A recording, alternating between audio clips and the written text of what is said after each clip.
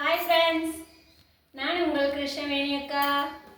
நம்ம என்ன பார்க்க போகிறோம் இன்றைக்கி வீடியோனா, இன்றைக்கி நம்மளோட வீடியோவில் புதுசாக ஒரு கிரைண்டர் வாங்கியிருக்கேன்.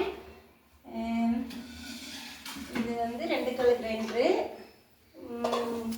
மோட்ரு பற்றி எனக்கு அவ்வளோ தெரியாதுன்றதுனால நான் பிரீத்தி வாங்கியிருக்கேன். நம்ம தமிழ்நாடு இருந்தால் தைரியமாக வாங்கலாம், ஏன்னா அங்கே மோட்ரு சம்மந்தமான எல்லாமே நல்லாயிருக்கும்.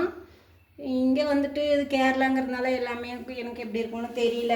அது தெரிஞ்சு போய் வாங்கினாலும் வாங்கிட்டு பின்னாடி பிரச்சனைனா அதில் இதாகிடும்ன்றதுனால பிரீத்தி எங்கேயுமே நல்லா இருக்குன்றதுனால நான் பிரீத்தி வாங்கியிருக்கேன். அப்புறம் வந்துட்டு 2 கல் கிரைண்டர் தான் பாருங்கள். 2 கல் சின்ன கிரைண்டர் தான் வாங்கியிருக்கேன். முன்னாடி பசங்கள்லாம் வந்துட்டு இட்லி தோசை தான் சாப்பிடுவாங்க. அதிகமாக சாப்பாடெல்லாம் சுத்தமாக சாப்பிடவே மாட்டாங்க.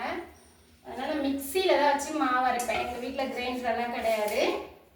அந்த மிக்சி நான் கல்யாணம் பண்ணிவிட்டு இங்கே வந்த புதுசில் வாங்கினேன். இப்போ அது ரிப்பேர் ஆயிடுச்சு. ஒரு 2 மாதம் ஆயிடுச்சு எங்கள் வீட்டில் இட்லி தோசை போட்டு. இது வரைக்குமே செய்யலை. அது ரிப்பேர் ஆனதுனால சரி பண்ண முடியும். 4-5 டைம் கடைக்கு கொண்டு போய் சரி பண்ணி கொண்டு வந்தால் உடனே வந்து 2 நாள் கூட இருக்கிறதுல உடனே ரிப்பேர் ஆயிடுது.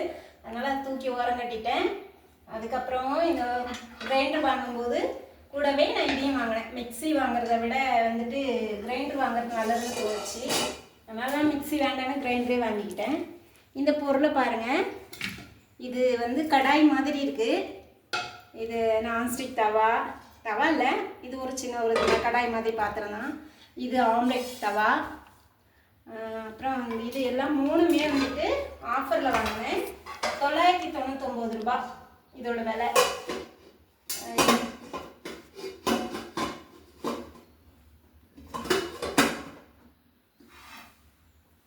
வாங்கியிருக்கேன். நல்லா இருக்கா, எப்படி இருக்குன்னு பார்த்து சொல்லுங்கள். பாய்.